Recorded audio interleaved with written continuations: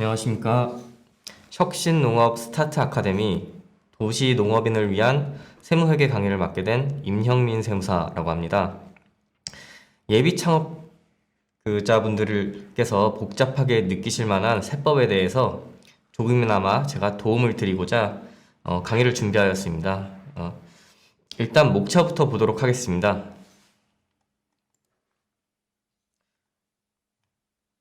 앞에 회사 소개와 대표 이력은 건너뛰시면 되시고요. 세 번째 챕터인 세목의 종류부터 강의를 진행할 예정입니다.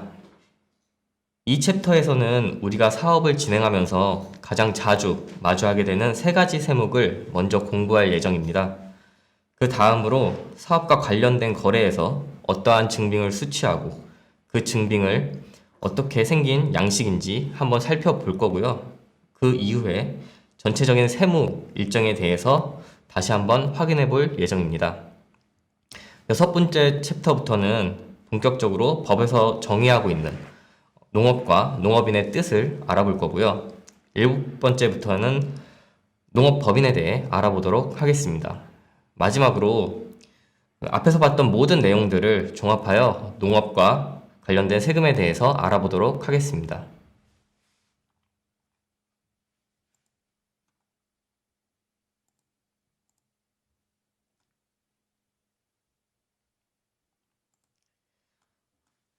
세목의 종류부터 보도록 하겠습니다.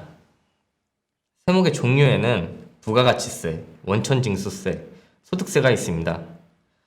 부가가치세랑 소득세는 많이 들어보셨을 겁니다. 부가가치세는 생산과 유통, 판매 과정에서 발생한 부가가치에 대해 일정한 세율을 적용하여 과세하는 세금이고요. 소득세는 사업 연도 동안 벌어들인 총 수입에 대해 법에서 정한 세율을 적용하여 과세하는 세금입니다. 소득세는 두 가지로 나누어집니다. 개인한테 부과되는 개인소득세와 법인한테 부과되는 법인소득세가 있습니다. 개인소득세란 흔히 종합소득세라고 부르는 세금이고요. 법인소득세는 평소에 우리가 법인세라고 부르는 세금입니다. 원천징수세 같은 경우에는 이미 알고 계신 예비 창업자 분들도 계시고 약간은 생소한 창업자분들도 계실 텐데요. 기존에 직장 생활을 해보셨거나 아니면 아직까지 직장을 다니고 계시는 예비 창업자 분들께서는 급여를 받을 때 우리가 세금을 떼고 받는다는 표현을 많이 들어보셨을 겁니다. 이 세금을 떼는 행위 자체를 이제 원천징수라고 합니다. 소득의 지급자가 소득의 수익자에게 소득을 지급할 때 세금을 공제하고 지급을 하게 되는데 이때 이 공제하는 세금을 원천징수세라고 합니다. 창업자분들께서는 처음에는 혼자 사업을 진행하시겠지만 사업이 번창함에 따라서 이제 직원을 고용하시게 되는데 이때 원천징수세 의무를 부담하시게 됩니다. 이제 한 회사의 대표님이 되셨으니 직원분들에게 급여를 주시면서 원천징수를 하여 그 원천징수 세액을 세무서에 납부하게 되시는 겁니다. 이 외에도 여러 가지 세목들이 있지만 사업을 하시면서 가장 많이 경험하시게 되는 이 세 가지 세목을 중심으로 오늘 강의를 진행해 보도록 하겠습니다. 부가가치세부터 좀 더 자세하게 알아보도록 하겠습니다. 보통 부가가치세에서는 6개월을 한 기수로 봅니다. 그렇기 때문에 1년에 상반기, 하반기 두 기수로 나누어지고요. 한 기수 안에서도 분기별로 예정과 확정으로 나누어집니다. 자, 여기 보시면 각 분기별로 1기 예정, 2기 예정, 1기 예정, 1기 확정, 2기 예정, 2기 확정으로 나누어지는 것을 볼 수 있습니다.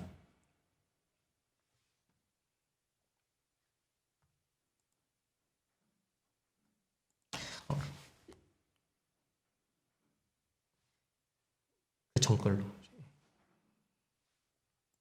1기 예정 신고 때에는 1월부터 3월까지의 소득에 대해서 4월 25일까지 신고를 하게 되고요. 1기 확정 신고 때는 4월부터 6월까지의 소득에 대해 7월 25일까지 신고를 하게 됩니다. 이기도 한번 보겠습니다. 이기 예정에는 7월부터 9월까지의 소득에 대해서 10월 25일까지 신고를 하게 되고요. 이기 확정 신고 기간에는 10월부터 12월까지의 소득을 이듬해 그러니까 내년 1월 25일까지 신고를 하게 됩니다. 이렇게 각 분기에 대한 부가가치세는 분기 말에 다음 달 25일까지 신고 의무가 있고요. 부가가치세 신고는 개인 사업자와 법인 사업자가 조금 다릅니다. 법인 사업자는 매 분기별로 반드시 신고를 해야 되지만 개인 사업자의 경우 1기 확정 신고 기한과 2기 확정 신고 기한에만 부가가치세를 신고하게 됩니다. 개인 사업자의 경우 예정 신고 때는 예정 고지라 하여 부가가치세 신고 대신 세무서에서 보내준 납부 고지서를 통해서 부가가치세를 납부하게 됩니다.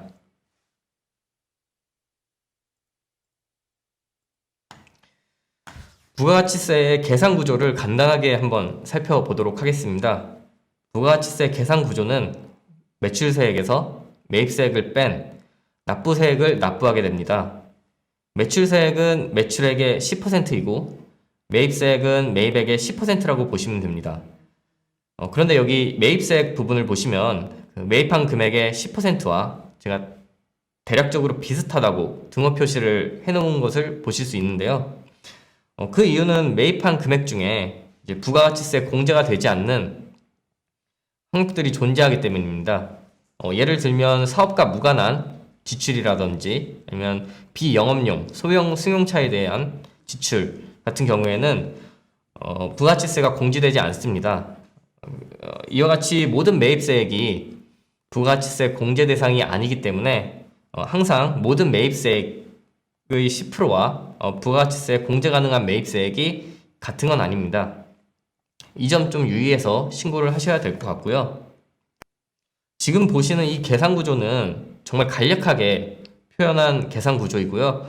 더 자세하게 들어가면은 각종 공제, 그 다음에 감면, 그리고 상황에 따라서는 가산세도 더 더해져서 부가세를 계산하게 됩니다.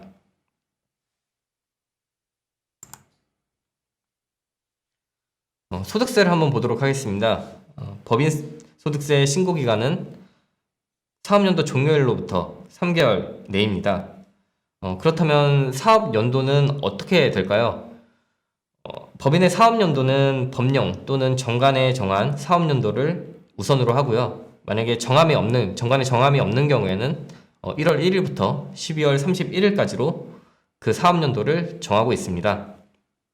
개인소득세 신고기한 같은 경우에는 이듬해 내년 5월 31일까지를 신고기한으로 두고 있고요.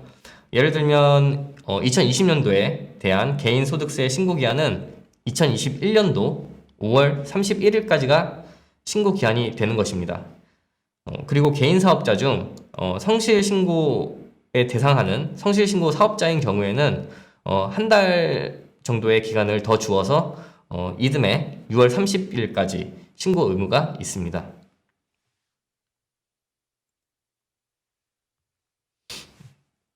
소득세 계산 구조를 간략하게 보도록 하겠습니다. 해당 사업에서 발생한 매출액에서 각종 경비를 공제하고 여기에 각 개인 상황에 맞는 소득공제를 공제한 소득금액에 비과세 그리고 2월 결손금을 공제한 과세표준에 법에서 정한 세율을 곱하여 세금을 납부하게 됩니다. 이 소득세 계산 구조 역시 많이 간략하게 표현된 것입니다. 여기에 나와 있는 공제 말고도 여러 가지 공제, 감면 혜택이 있으니 그거를 반영하셔서 그 신고를 진행하시면 될 것 같습니다. 이번에는 세율을 한번 보도록 하겠습니다. 2020년도 현재 우리나라의 개인소득세 세율은 최저 6%에서 최고 42%까지 소득 구간별 누진세율을 적용하고 있습니다. 근데 이제 2021년도에는 개정을 통해서 최고 세율 구간인 45% 구간이 추가되면서 소득 구간별 최저 6%에서 최고 45%까지 누진세율이 적용되고 있습니다.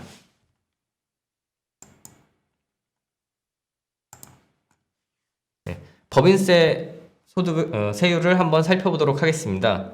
현재 우리나라의 법인세율은 소득 구간별 최저 10%에서 최고 25%까지 누진세율을 적용하고 있습니다. 앞으로 이제 사업을 진행하실 때 기본적으로 알고 계셔야 하는 개념들이 조금 있는데요. 바로 공급대가와 공급가액이라는 개념입니다. 공급대가는 부가가치세를 포함한 금액을 공급대가라고 말하고요. 공급가액은 부가가치세가 제외된 금액을 공급가액이라고 표현하고 있습니다. 예시를 한번 보도록 하겠습니다. 상품을 공급하고 대가로 부가가치세를 포함하여 11만원을 받았다고 가정하면 여기서의 공급대가는 11만원, 부가가치세를 포함한 11만원이 되는 것이고 공급가액은 부가가치세가 제외된 10만원을 얘기합니다. 그리고 10만원의 10%인 만원이 부가가치세액이 되는 것입니다. 두 번째 예시를 한번 보도록 하겠습니다. 상품을 공급하고 이번에는 대가로 부가세를 포함하여 10만원을 받았다고 가정하면 여기서 공급대가는 부가가치세가 포함된 10만원을 얘기하고 공급가액은 부가가치세가 제외된 99,909원을 말합니다. 공급대가와 공급가액의 개념은 앞으로 이제 거래 시에 자주 쓰이는 용어이기 때문에 알아두시면 나중에 아마 도움이 많이 되실 것입니다. 앞서 공부하신 부가가치세와 소득세의 예시를 보도록 하겠습니다. 예시 상황을 한번 보시면요. 매출액은 부가가치세를 포함해서 1,100원이고 매입액은 부가가치세를 포함하여 440원, 그리고 인건비는 신고한 금액이 200원이라고 가정할 경우 여기서 소득세의 매출은 공급가액인 1,000원으로 인식될 것이며 부가가치세의 매출세액은 그 10%인 100원이 될 것입니다. 마찬가지로 소득세의 매입액은 400원이며 부가가치세의 매입세액은 40원이 될 것입니다. 인건비의 경우 소득세를 계산할 때 반영이 됩니다. 그 결과 소득세는 400만큼의 소득에 대해 소득세가 과세될 것이며 부가가치세는 60만큼의 납부세액을 납부하시게 되는 겁니다.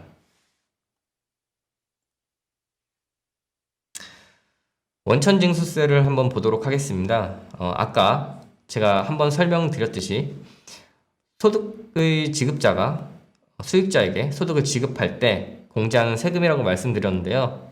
원천세 신고기한은 지급된 달의 다음 달 10일까지 신고 납부를 하셔야 되고요. 혹시나 원천세 반기 신고를 신청하신 사업자 분이라면 반기 말에 다음 달 10일까지 신고 납부를 하셔야 됩니다. 주의사항으로는 원천세 신고를 할 땐 근로소득자 급여대장이라든지 일용직 급여대장, 용역비 지급 내역서 등을 같이 구비를 두시는 게 나중에 이제 관리 측면에서 더 유용하십니다. 증빙의 종류에 대해서 한번 알아보도록 하겠습니다. 사업 시 수취할 수 있는 증빙의 종류에는 크게 4가지로 나누어집니다. 그 4가지는 세금계산서, 현금영수증, 신용카드 전표 등, 그리고 그 외 영수증으로 나누어지는데요. 이 중 세금계산서, 현금영수증, 신용카드 전표 등은 우리가 적격증빙이라고 부를 수 있습니다. 이 적격증빙은 부가가치세 신고 시에 그 부가가치세 매입세액 공제 판단 기준이 되는 그 증빙이 될 수 있고요. 그 외 영수증은 부가가치세 공제가 불가능한 증빙입니다. 그렇기 때문에 이 세금계산서, 현금영수증, 신용카드 전표는 꼭 이제 매입 시에 이 증빙들을 수취할 수 있도록 노력을 해주시는 게 나중에 비용 처리하는데 더 편하실 겁니다. 적격증빙의 양식을 한 번씩 보도록 하겠습니다. 지금 보시는 게 세금계산서 양식입니다. 지금 예시로 나와 있는 양식 같은 경우에는 종이 세금계산서 양식입니다. 요즘은 대부분 전자로 많이 발급을 하셔서 많이 사용하시지는 않지만 그래도 가끔 사용하시는 분들이 계셔서 예시로 준비했습니다. 전자세금계산서 같은 경우에는 앞에 그 세금계산서라는 명칭 앞에 전자라는 단어가 붙어서 전자세금계산서라고 표시되어 있으시고요. 가끔 이제 비슷한 양식의 그 거래명세표 같은 증빙을 가지고 오셔서 이것도 공제가 되지 않느냐라고 물어보시는 그 대표님들이 많으신데, 거래명세표는 적격증빙이 아닙니다. 그러므로 그 증빙 가지고는 부가가치세 공제를 하실 수 없으시고요.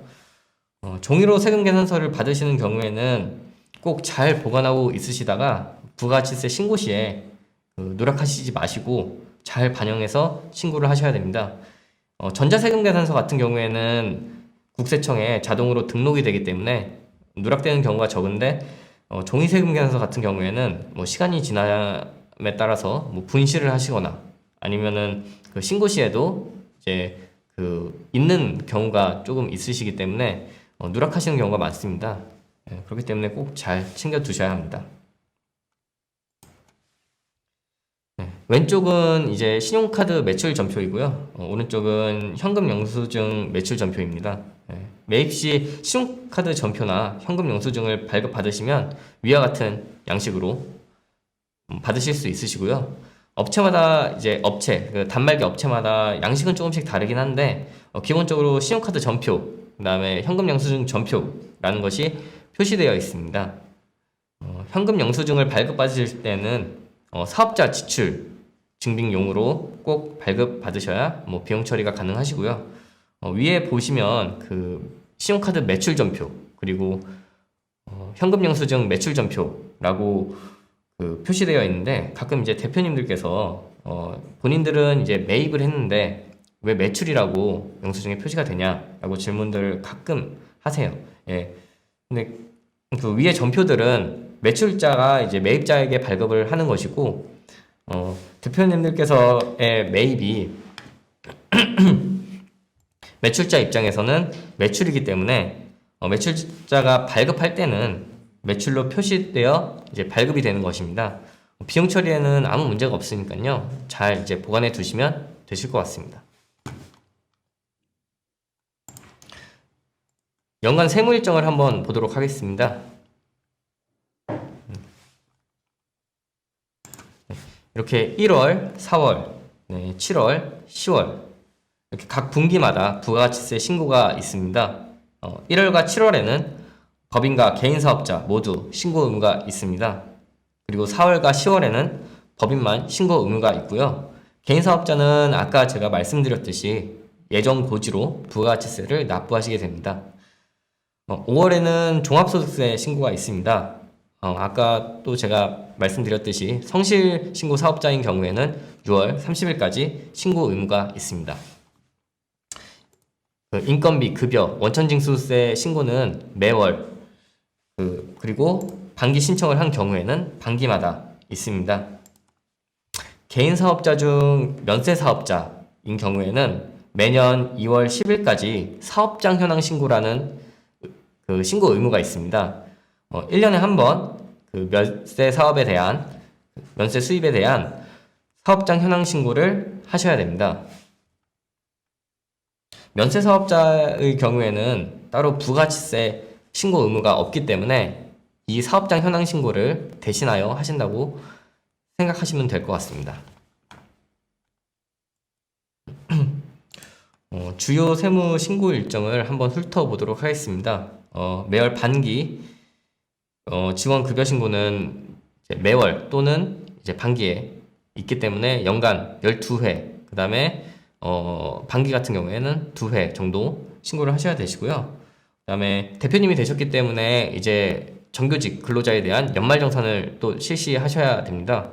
연말정산 같은 경우에는 매년 그 2월에 실시하시면 되시고요. 그 다음에 상반기, 하반기 부가가치세 신고 잊지 말고 진행해 주시면 되시고, 그 다음에 소득세 신고, 그 다음에 성실신고 대상자 신고, 그리고 면세 사업자 사업장 현황 신고를 각각 해주시면 됩니다.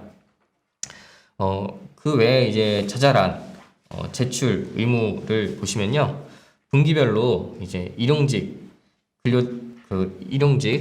그리고 근로자에 대한 그 지급 명세서 제출을 하셔야 되시고요. 네, 상반기, 하반기 근로, 그다음에 사업, 소득을 지급받는 사람들에 대한 간이 지급 명세서를 제출하셔야 됩니다. 이자, 배당, 기타 소득에 대한 지급 명세서도 1년에 한 번 제출을 해주셔야 되시고요. 그다음에 밑에 세 개는 세무와 직접적으로 관련된 업무는 아니지만 사대보험과 관련된 업무입니다. 직원이 입사할 경우에는 취득신고를 해야 사대보험이 적용이 되시고요. 그리고 반대로 직원이 퇴사할 경우에는 상시신고를 해야 사대보험 적용에서 제외가 됩니다.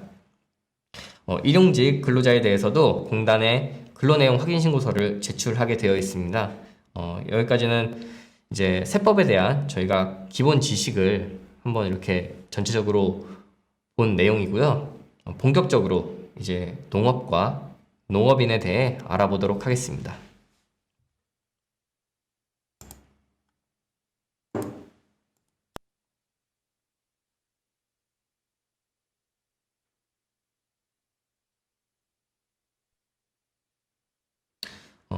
농업과 관련된 세금을 알아보기 전에 그 농업과 농업인에 대한 법적 정의를 확인하고 넘어가야 될 것 같습니다. 농업이란 농업, 농촌 및 식품산업기본법 제3조 제1호에 따라 농작물 재배업, 축산업, 임업 및 이들과 관련된 산업이라고 법에서는 정의하고 있습니다. 그러면 그 농작물 재배업, 축산업, 임업에는 구체적으로 어떤 업종이 있는지 확인해 보도록 하겠습니다. 농작물 재배업에는 식량작물 재배업, 그다음에 채소작물 재배업, 과실작물 재배업, 화훼 작물 재배업, 특용작물 재배업, 약용작물 재배업, 버섯 재배업, 양잠업 및 종자묘목 재배업이 있습니다. 축산업에는 동물의 사육업, 증식업, 부화업, 그리고 종축업이 있습니다. 임업에는 육립업, 임산물 생산, 채취업 및 임업용 종자, 묘목 재배업이 있습니다. 작물 재배업 중에 식량 작물 재배업과 그 외 작물 재배업에는 좀 혜택의 차이가 있습니다. 그 내용은 이제 뒤쪽에서 확인해 보도록 하고 여기서는 이런 업종들이 있다 정도만 알아두시면 될 것 같습니다.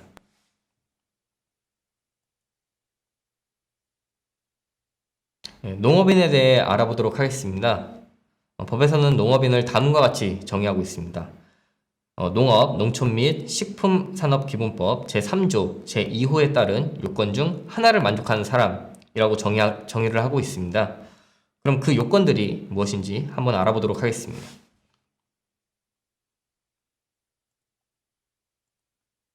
그 요건들을 살펴보면요. 1000제곱미터 이상의 농지를 경영하거나 경작하는 사람, 그리고 농업 경영으로 농산물의 연간 판매액이 120만 원 이상인 사람, 그리고 1년 중 90일 이상 농업에 종사하는 사람, 그리고 영농조합법인에 1년 이상 계속 고용된 사람, 그리고 농업회사법인에 1년 이상 계속 고용된 사람, 위의 요건 중 어느 하나에 해당하는 경우에는 농업인으로 보고 있습니다. 네 번째와 다섯 번째 요건에 영농조합법인과 농업회사법인에 대해서는 뒤쪽에서 설명드리도록 하겠습니다. 이제 농업법인 제도에 대해서 한번 알아보도록 하겠습니다.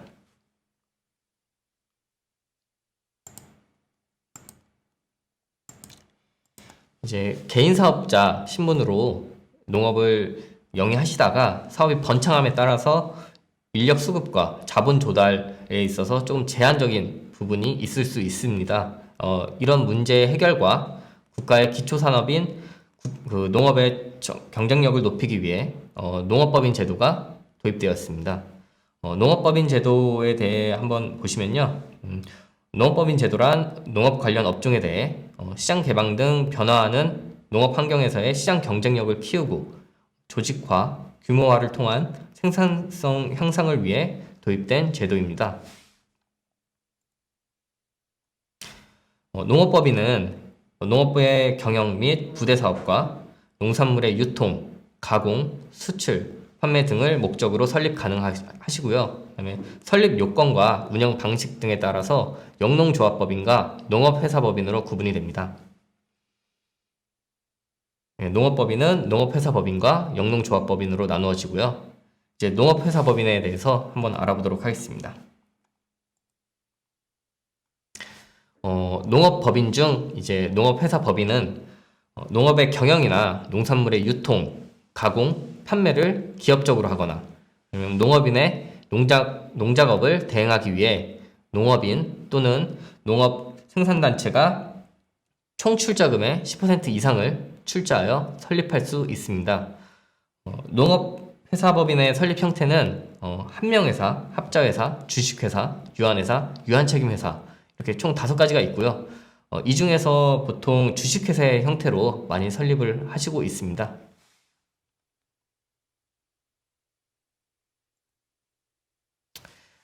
농업회사법인의 특징을 알아보도록 하겠습니다.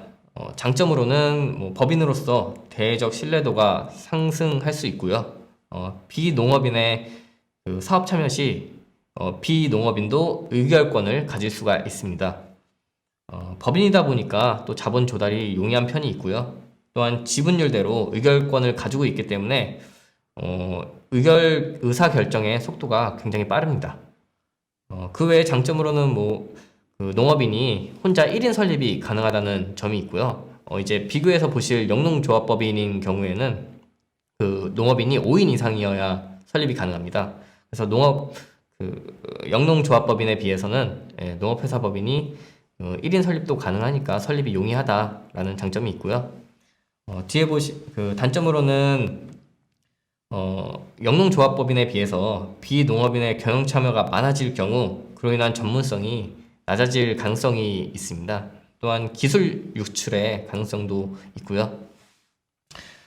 또한 여기에는 적지는 않았는데 상법상의 절차를 준수해야 되기 때문에 업무 처리가 좀 복잡하고 제재 같은 제재 같은 규정도 많습니다. 또 일정 규모를 넘으면 그 외부 감사를 받아야 하는 것도 단점이라고 보면 단점으로 볼 수 있습니다. 영농조합법인을 한번 보도록 하겠습니다. 영농조합법인은 협업적 농업 경영을 통해서 생산성을 높이고 농산물의 출하, 유통, 가공, 수출 등을 공동으로 하려는 농업인 또는 농업 관련 생산자 단체가 농업인 5인 이상을 조합원으로 하여 설립할 수 있습니다. 아까 농업회사법인 같은 경우에는 1인 설립이 가능했지만 영농조합법인 같은 경우에는 농업인이 5인 이상 있어야 설립이 가능합니다. 영농조합법인의 특징에 대해서 알아보도록 하겠습니다. 장점으로는 공동판매 시설 이용 및 그 공동 구입으로 인한 비용 절감 효과가 있고요. 공동출자에 의한 개인이 하기 힘든 거대한 영농을 운영할 수가 있습니다. 또한 업무 절차가 농업회사법인에 비해 간편합니다. 단점으로는 조합은 원칙적으로 1조합원당 1의결권을 원칙으로 하기 때문에 의사결정의 속도가 농업회사법인에 비해서 조금 느릴 수 있습니다. 그렇기 때문에 이제 그 조합원의 결속력이 약한 경우에는 경영에 차질이 빚어질 수 있고요. 비농업인이 사업 참여를 할 때 의결권이 없기 때문에 비농업인이 이제 영농조합법인에 참여할 가능성이 낮아지게 되겠죠. 그로 인해서 이제 자본 조달이 좀 어려워질 수 있고요. 또한 그 농업회사법인에 비해서 그 외부 감사나 이런 규정이 없기 때문에 경영 상태에 대한 외부에서 보기에는 경영 상태에 대한 신뢰도가 조금 하락할 수가 있습니다. 이 점을 좀 유의해서 좀 양쪽의 장단점을 고려하셔서 농업회사 법인으로 설립을 하실지 영농조합 법인으로 설립을 하실지 결정을 하시면 될 것 같습니다. 그 외에 좀 간단하게 농업회사 법인과 영농조합 법인을 비교해 보도록 하겠습니다. 영농회사 법인 같은 경우에는 설립 근거가 상법에 있습니다. 그렇기 때문에 아까 말씀드렸듯이 외부 감사 제도나 또 상법의 절차에 따라서 설립을 하셔야 되시고요. 영농조합법인 같은 경우에는 민법에 그 근거가 있습니다. 그리고 농업회사법인 같은 경우에는 설립자가 농업인 또는 농업 관련 생산자 단체가 설립이 가능하고요. 1인 설립이 가능합니다. 그리고 영농조합법인 같은 경우에는 똑같이 그 농업인 등이 5인 이상 조합원으로 설립이 가능하고요. 비농업인의 참여 여부 같은 경우에는 두 개 다, 그 두 형태 다 가능하지만 그 농업회사법인 같은 경우에는 농업인이 가지고 있는 지분율이 10% 이상이 되어야 되기 때문에 비농업인 지분이 90%를 초과할 수가 없습니다. 예, 이 부분 꼭 유의해서 결정을 하셔야 되실 것 같고요. 농지 소유는 두 형태 다 가능하긴 한데 이제 농업회사법인 같은 경우에는 업무 집행자가 그 3분의 1 이상이 농업인이 되어야 그 조건부로 농지 취득이 가능합니다. 농업회사법인하고 이제 영농조합법인이 할 수 있는 사업의 종류에 대해서 한번 알아볼 건데요. 보통 농업법인 하면 직접적으로 농사를 짓는 것만 해당이 되는 것이 아니냐 하시는데 보시는 표와 같이 직접 농사를 짓는 것뿐만 아니라 경영, 유통, 가공, 판매 등등 여러 가지 업종으로 농업법인을 설립할 수 있습니다. 몇 가지 좀 보시면 농업회사법인하고 영농조합법인 이제 공통으로 좀 할 수 있는 업종을 보시면 농업 경영, 그다음에 농산물 유통 가공, 그다음에 농작업 대행, 농어촌 관광 휴양 산업, 그다음에 농산물 판매, 이 정도는 어떤 형태로 설립을 하시든 영위할 수 있는 업종이고요. 그 밑으로는 농업회사법인 같은 경우에는 영농자재 생산 공급, 그다음에 영농 종자 생산 및 종균 배양 산업, 그리고 농산물 구매 비축 사업, 농기계 장비 임대 수리 보관업, 그다음에 소규모 관계 시설의 수탁 관리 등을 할 수 있고요. 영농조합법인 같은 경우에는 농업 관련 공동 이용 시설의 설치 및 운영, 그리고 조합의 목적 달성을 위해 정관으로 정하는 사업들은 할 수가 있고요. 그다음에 농산물 출하 같은 업을 할 수가 있습니다. 농업법인의 설립 절차를 좀 간단하게 보도록 하겠습니다. 1단계는 설립 발기를 하셔야 되시고요. 이 과정에서는 농업인 및 생산자 단체 확인을 하셔야 되시고 발기인 구성을 하셔야 됩니다. 2단계는 정관을 작성하고 또 공증을 받으셔야 되는데요. 이때 정관에는 발기인 전원의 동의가 들어가셔야 되시고요.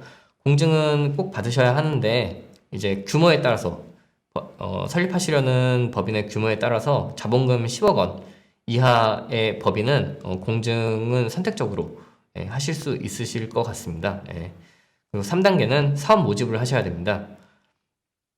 이 단계에서는 주주 명부 작성, 그 다음에 출자 자수 결정, 그리고 사업계획서를 작성하셔야 되시고요. 4단계는 창립총회를 개최하셔서 위에서 작성하신 정관, 그리고 사업계획서를 승인하시고, 그 다음에 이사회를 구성하시고, 임원 선출 등을 하셔야 됩니다. 5단계로 이제 이사회가 구성이 되면 그 설립 사무 자체를 이제 창립총회에서 이사회로 인계를 하셔야 되시고요. 그 다음으로는 이제 출자하시기로 한 금액을 납입하시고 현물 출자로 설립을 하시는 경우에는 그 자산의 평가, 현물 출자 자산의 평가와 그다음에 그 출자 납입을 한 후에 이제 그 납입 증명서를 발급받으셔야 됩니다. 7단계는 이제 설립 등기, 필요 서류들을 다 이제 취합하셔서 설립 등기를 하신 후에 이제 그 설립 등기 후 30일 이내에 시군구청에 설립 통지를 하셔야 됩니다. 이건 반드시 하셔야 되시는 거고요. 8단계는 이제 설립 등기 후 2개월 안에 사업자 등록 신청을 하셔야 됩니다. 9단계가 조금 중요한데요. 9단계는 사업자 등록 후에 이제 농업 경영체 등록을 하셔야 되는데요. 이 농업 경영체 등록은 여러 가지 세제 혜택의 그 전제 조건이 되기 때문에 반드시 사업자 등록 후에 이 농업 경영체 등록까지 완료를 하셔야 여러 가지 세제 혜택을 보실 수 있습니다. 그 농업 경영체 등록을 한번 보시면요. 뭐 여기 보시면 세제 혜택, 융자, 보조금 등 지원받으려는 농업법인은 그 국립농산물 품질관리원에 농업 경영 정보를 등록하셔야 되시고요. 이게 한 번 등록으로 끝나는 게 아니라 그 등록한 정보 중에 뭐 변경사항이 생긴다, 그런 경우에는 수정 등록도 하셔야 됩니다.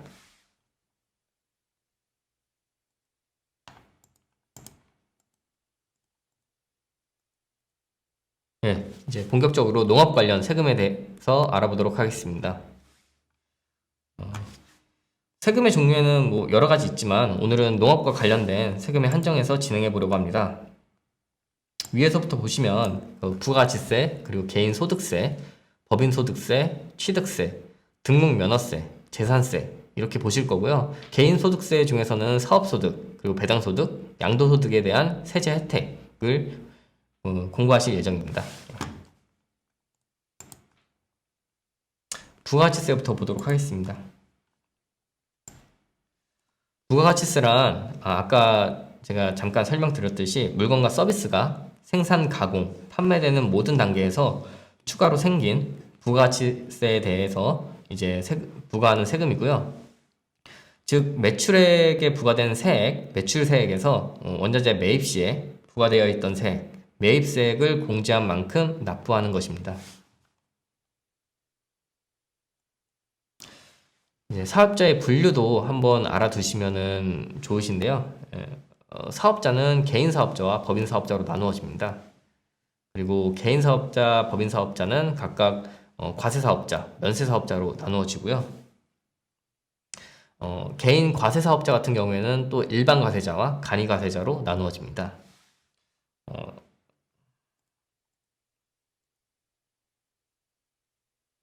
보통 농업 등의 사업을 하시는 경우에는 면세 사업자에 해당하는 경우가 많고 다른 업종을 겸업 하시는 경우에는 과세 사업자에도 해당하시는 경우가 있습니다.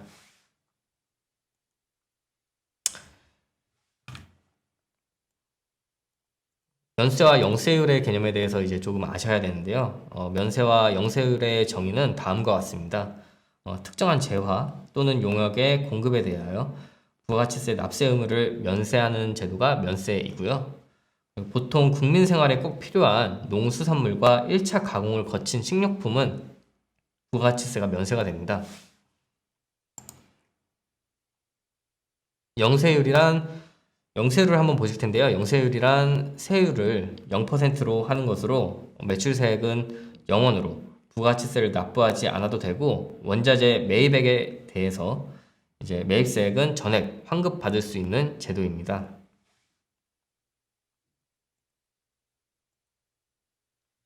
관련 세제 혜택을 보시면요. 조세특례제한법 이하 이제 조특법이라고 제가 줄여서 얘기를 할 건데요. 조특법 105조 농업인에게 공급하는 농축산 임업용 기자재는 영세율을 적용합니다. 그리고 조특법 제 105조에 농어민들이 이제 농업, 임업, 어업에 사용하기 위해서 일반 과세자로부터 구입하는 기자재 또는 농어민들이 직접 수입하는 기자재에 대해서는 해당 기자재에 대한 부가가치세를 환급해주고 있습니다. 이 조문은 바로 뒤에서 구체적으로 한번 알아보도록 할 거고요. 나머지 세 가지는 모두 부가가치세 면제에 대한 내용입니다. 조특법 106조 농업법인이 농어업 경영 및 농어업 작업 등을 대행하는 용역과 농업인이 직접 수입하는 농축산 어업용 기자재에 대해서는 부가가치세를 면제합니다. 조특법 106조의 2 농민, 어업인, 어민이 구입한 농임, 어업용 및 연안 여객선용에 사용하기 위한 석유류에 대해서는 부가가치세를 면제하고 있습니다. 부가가치세 외에도 이 석유류에 대해서는 개별 소비세, 교통, 에너지, 환경세, 교육세 및 자동차 주행에 대한 자동차세 등을 같이 면제하고 있습니다.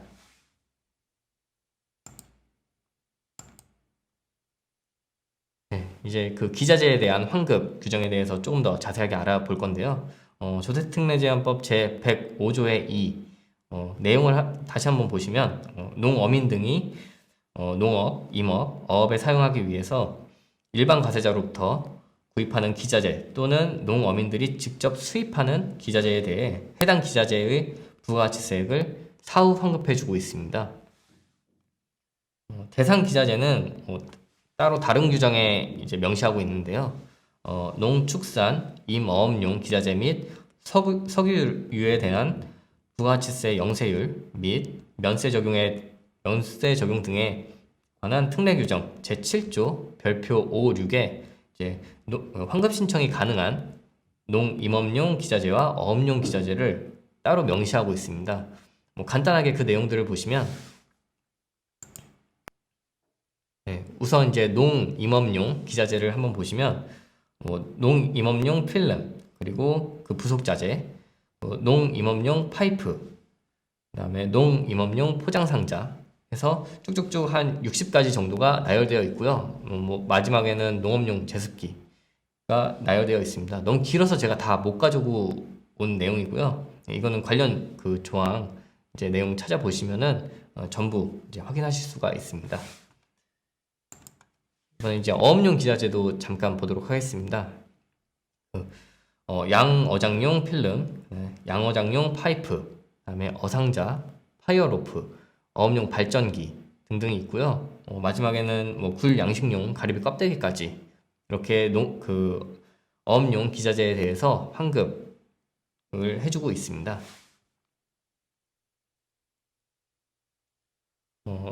이 환급 신청 방법은 그 부가가치세 환급 업무 대행자, 보통 이제 사업지 관할, 농협 수협 등을 통해서 신청을 하시거나 아니면 관할 세무서에 사업자가 직접 신청을 하시면 됩니다. 신청 기간의 경우에는 환급 업무 대행자를 통해 신청하는 경우는 기자재를 구입일 또는 수입 신고일이 속하는 분기말 또는 그 다음 분기말에 다음 달 10일까지 환급 업무 대행자에게 신청을 하셔야 되시고, 해당 신청을 받은 환급 업무 대행자는 또 환급 그 대행 신청 기간 종료일로부터 15일 이내에 그 관할 세무서에 신청을 해야 됩니다. 그리고 사업자가 세무서에 직접 신청하는 경우에는 기자재 구입일 또는 수입 신고일이 속하는 분기말 또는 그 다음 분기말에 다음 달 25일까지 신청을 해야 됩니다. 결론적으로 환급 업무 대행자를 통해서 신청을 하시던 아니면은 사업자가 신청을 하시던 25일 이내에 그 분기 말에 25일 이내에 신청을 하셔야 된다는 것을 알 수 있습니다. 환급 기일은 환급 신청 기한 종료 후에 이제 20일 이내에 환급을 하게 되어 있습니다. 이러한 개인의 소득에 대해서 부과하는 세금이고요. 사업소득, 근로소득을 비롯해서 분리과세하지 않은 이자소득, 배당소득, 연금소득, 기타소득을 합산하여 종합소득세액을 계산, 소득세를 결정하게 됩니다. 오늘 우리는 이 소득세 종류 중에서 사업소득, 그리고 배당소득, 그리고 양도소득에 대해서 알아볼 거고요. 농업인이 농사를 지어 얻은 농업소득은 개인소득세 중에 사업소득에 해당하여 일반적인 사업소득과 같이 총수입 금액을 필요 경비를 빼고 계산하게 됩니다. 영유하는 업종에 따라 혜택에 조금 차이가 있습니다. 세제 혜택을 한번 보시면요. 업종에 따라서 조금씩 혜택의 차이가 있는데요. 작물 재배업은 이제 식량 작물 재배업과 그 식량 작물 재배업 외 업종으로 나누어서 좀 혜택이 다르고요. 그 외에 소득, 농가 부업 소득 이렇게 나누어집니다. 식량 작물 재배업 같은 경우에는 사업소득은 비과세를 하고 있고요.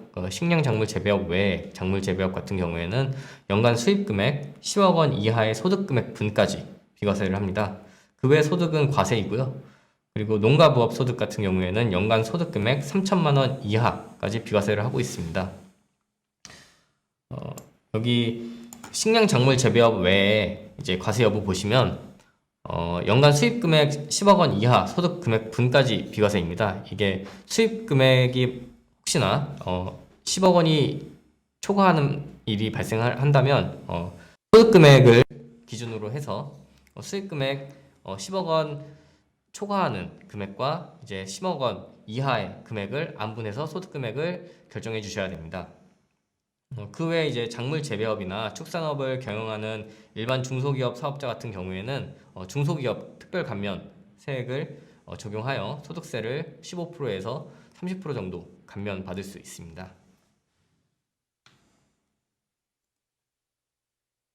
배당소득을 보도록 하겠습니다. 배당소득이란 주주 또는 조합원이 법인에 결산 후 이익 또는 잉여금을 주주총회 또는 사원총회의 결의에 따라 처분하여 분배받은 소득입니다. 배당 지급 시 농업법인의 형태, 업종에 따라서 또한 세제 혜택의 차이가 있습니다.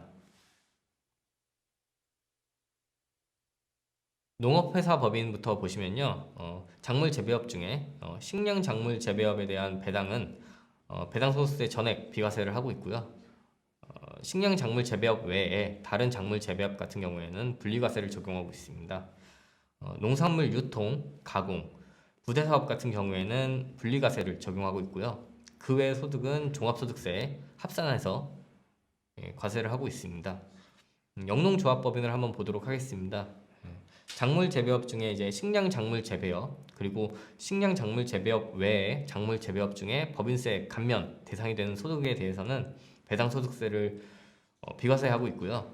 그 외의 소득에 대해서는 조합원 1인당 연간 1,200만 원까지 비과세를 하고 있고, 1,200만 원을 초과하는 배당에 대해서는 5.5% 분리과세를 하고 있습니다. 이 5.5%의 세율은 그 지방소득세 세율이 더해진 금액이고요.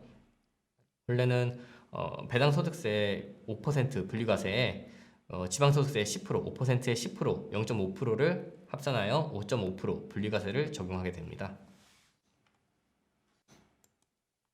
양도소득세를 한번 보도록 하겠습니다. 양도소득세란 개인이 토지, 건물 등 부동산이나 주식 등과 같이 양도소득세 과세 대상 자산을 양도함으로써 발생하는 이익에 대해 부과하는 세금입니다. 양도라 함은 자산의 소유권 이전을 위한 등기 등록과 상관없이 매매, 교환, 법인에 대한 현물 출자 등으로 자산이 유산으로 사실상 소유권이 이전되는 것을 의미하고요. 여기서 중요한 거는 등기 등록도 상관이 없고, 그다음에 매매뿐만 아니라 교환, 현물 출자 등도 다 양도로 본다는 것입니다. 양도소득세는 과세 대상 부동산 등의 취득일로부터 양도일까지 보유 기간 동안 발생된 이익에 따라서 일시의 양도 시점에 과세를 하는 것이기 때문에 기본적으로 금액 단위가 큽니다. 과세되는 세금도 크고요. 그다음에 그로 인해서 이제 감면 혜택을 받는 금액도 커지게 됩니다. 혜택 규정을 한번 보도록 하겠습니다. 조세특례대안법 제66조 대통령령으로 정한 농업인이 농지, 초지를 현물 출자 시 양도소득세 감면을 해주고 있습니다. 한도는 1년에 1억, 그 다음에 5년에 2억까지 한도가 있고요. 그리고 조세특례제한법 제68조 대통령령이 정한 농업인이 작물 재배업, 축산업, 임업에 직접 사용하는 부동산을 현물 출자 시에는 2월 과세를 적용하고 있습니다. 위하고 위에 66조랑 좀 차이점이 있죠. 그 66조의 경우에는 농지, 초지에 대한 현물 출자이고, 밑에 68조는 직접 사용하는 부동산입니다. 그리고 66조는 감면, 그리고 68조는 2월 과세라는 혜택을 주고 있습니다. 여기서 이제 2월 과세가 무엇이냐 하면 부동산 소유권이 법인으로 이전이 되더라도 사업의 동질성이 유지된다면 사업용 자산으로 인정해서 양도한 개인에게 양도소득세를 과세하지 않고 양도받은 법인이 추후 그 자산을 양도할 때 법인세로 내도록 하는 과세제도입니다. 즉 양도한 시점에 양도자에게 양도소득세가 과세가 되어야 되는데, 추후에 이제 법인이 그 자산을 양도할 때 법인세를 내도록 해서 실질적으로는 과세 시점을 이제 뒤로 늦춰주는 효과가 있습니다.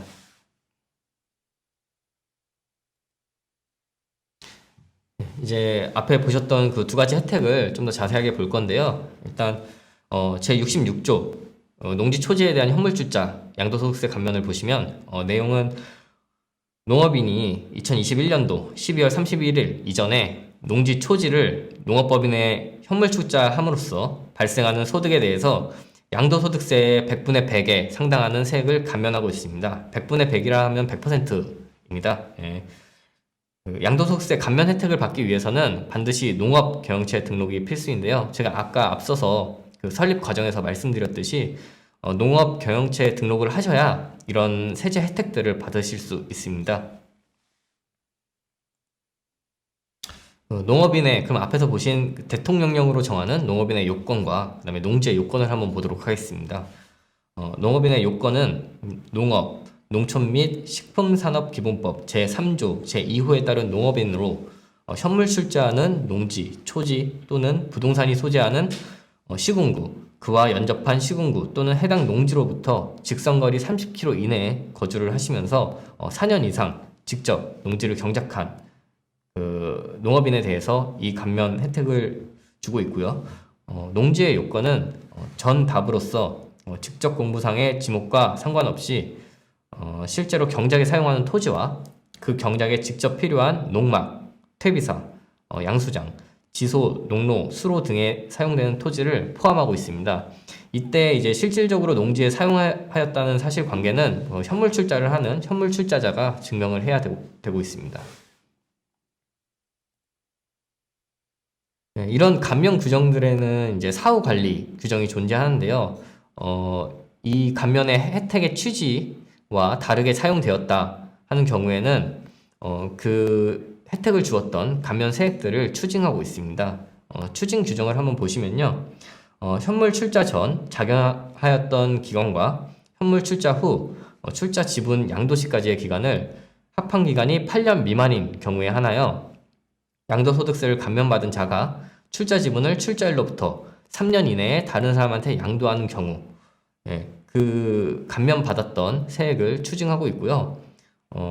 이 말의 뜻은 결국 사업을 위해서 법인에 현물 출자를 한 건데 그 사업을 충분히 진행하지 않고 그 지분, 출자로 받은 지분을 3년 이내에 양도하였다고 하면 그 취지에 어긋난다 라고 보아 그 전에 감면받았던 그 양도소득세액을 이제 추징하게 되는 것입니다. 말씀드렸듯이 이 규정의 한도는 양도소득세 합계액의 과세 기간별 최대 1억 원 그리고 5개년 동안 2억 원을 혜택을 주고 있습니다.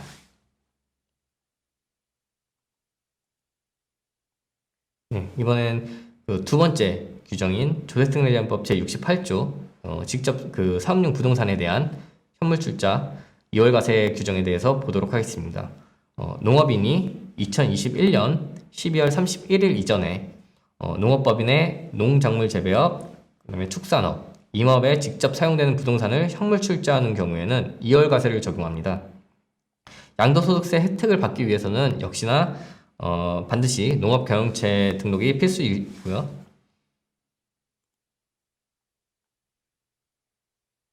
농업인의 요건을 한번 보도록 하겠습니다. 이전에 보셨던 66조랑 거의 비슷하다고 보시면 되는데요.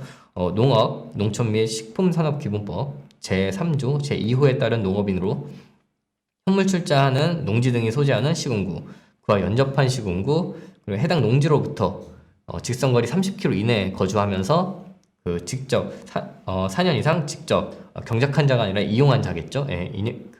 경작한 자, 그 농지에 대해서 4년 이상 직접 경작한 자에 대해서 이런 혜택을 주고 있고요. 역시나 이 규정도 추징 규정이 있습니다. 현물 출자 전에 직접 사용하였던 기간과 현물 출자 후 처분일까지의 기간이 8년 미만인 경우에 하나요. 현물 출자로 취득한 주식 또는 출자 지분 중 50% 이상을 3년 이내에 처분하는 경우 2월 과세 혜택에 대한 양도소득세를 납부하도록 하고 있습니다. 이 규정 역시 사업을 하기 위해서 현물 출자를 하고 그 지분을 받았지만 그 지분을 팔음으로 해서 이제 해당 혜택에 대한 취지에 어긋난다고 보아 이제 2월 과세 혜택을 주었던 양도소득세를 추징하고 있습니다. 법인소득세에 대해서 한번 알아보도록 하겠습니다. 법인소득세란 내국법인과 국내 원천 소득이 있는 외국법인의 소득에 부과하는 세금입니다. 농업법인이 농업에서 발생시킨 소득에 대해서는 전액 혹은 일부 그 법인세를 감면하고 있고요. 개인 자격이든 법인 자격이든 농업과 관련된 사업을 한다면 법인화된 농업소득에 대해서도 농업인 개인 농업인 소득세와 유사한 감면 혜택이 있습니다. 농업법인의 형태, 업종에 따라서 법인세 감면 혜택의 범위가 다릅니다. 네, 농업회사법인의 혜택부터 보시면요. 역시나 식량작물 재배업과 식량작물 재배업 외로 나누어지고요. 그 외 소득 이렇게 세 가지로 나누어집니다. 일단 식량작물 재배업에 대해서는 과세 제외를 하고 있고요. 식량작물 재배업 외의 작물 재배업에 대해서는 연간 수입금액 50억 원 이하의 소득금액 분까지 감면을 하고 있습니다. 그리고 그 외의 소득에 대해서는 설립 후 5년간 법인세의 50%를 감면하고 있습니다. 여기 보시면 식량작물 재배업 외의 작물 재배업 같은 경우에는 수입금액이 50억을 초과하는 경우에는 소득금액을 기준으로 그 50억이 초과하는 부분과 50억 미만인 부분을 조금 이렇게 나누어서 계산을 해주셔야 되시고요. 그다음에 영농조합법인을 한번 보도록 하겠습니다. 식량작물 재배업 같은 경우에는 역시나 과세 제외를 하고 있고요. 식량작물 재배업 외에 작물 재배업 같은 경우에는 조합원당 수입금액 6억 이하의 소득금액까지 감면을 하고 있습니다. 그 외 소득은 조합원당 연간 소득금액 1,200만 원까지 법인세를 감면하고 있습니다.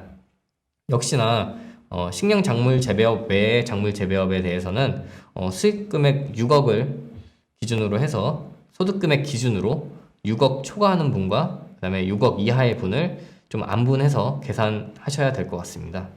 그 외에 이제 작물 재배업, 축산업을 경영하는 일반 그냥 중소기업 사업자는 역시나 그 법인세를 15%에서 30% 정도 중소기업 특별 세액 감면에 의해서 감면을 하고 있습니다.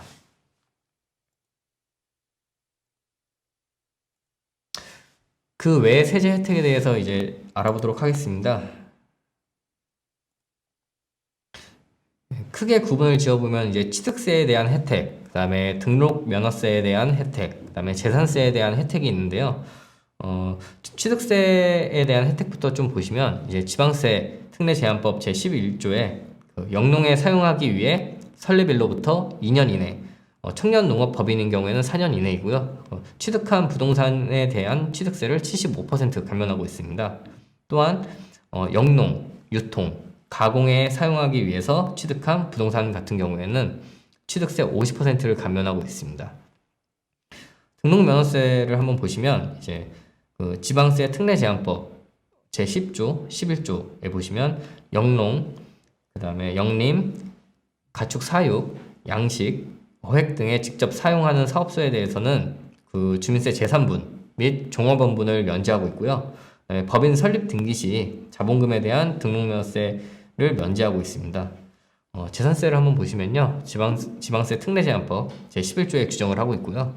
과세 기준일 현재 영농, 유통, 가공에 직접 사용하는 부동산에 대한 재산세는 50%를 감면하고 있습니다. 이 중에서 이제 취득세랑 재산세 부분을 좀 더 자세하게 알아보도록 하겠습니다. 취득세의 내용을 다시 한번 보시면요. 영농에 사용하기 위해서 법인 설립 등기일로부터 2년 이내에 취득하는 부동산에 대한 취득세를 75% 감면을 하고 있고요. 설립 청년 농업법인 같은 경우에는 설립 등기일로부터 4년 이내에 취득하는 부동산에 대해서 취득세를 75%까지 감면하고 있습니다.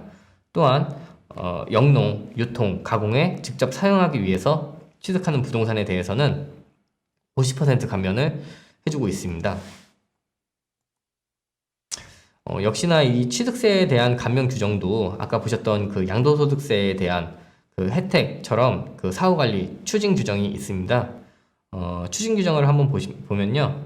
정당한 사유 없이 취득일로부터 1년 경과할 때까지 해당 용도로 직접 사용하지 아니한 경우, 그리고 두 번째로 해당 용도로 직접 사용한 기간이 3년 미만인 상태에서 매각, 증여하거나 다른 용도로 사용하는 경우, 그리고 해당 용도로 직접 사용한 기간이 5년 미만인 상태에서 법원의 해산 명령을 받은 경우에 이제 그 감면받은 취득세를 추징하게 되어 있습니다.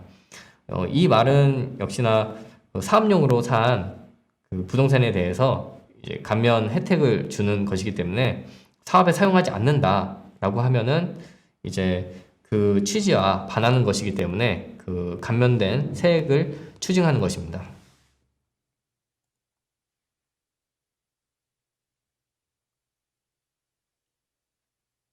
재산세 규정에 대해서 한번 보도록 하겠습니다. 내용을 한번 보시면요. 그 영농, 유통, 가공에 직접 사용하는 부동산 재산세를 50% 감면하고 있고요.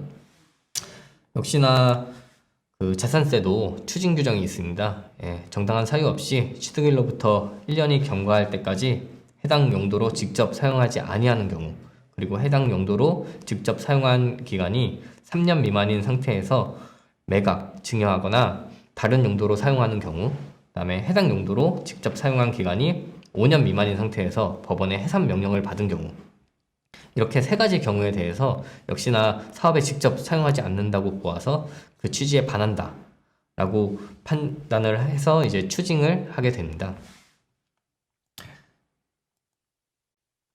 네, 제가 준비한 강의는 여기까지고요. 오늘은 시간 관계상 그 많은 내용을 담지는 못했는데 최소한 이 정도 이런 혜택들이 있다라는 것을 알고 이제 창업 준비를 하시면 더 큰 도움이 되실 것 같습니다. 네, 오늘 강의는 여기까지 하도록 하겠습니다.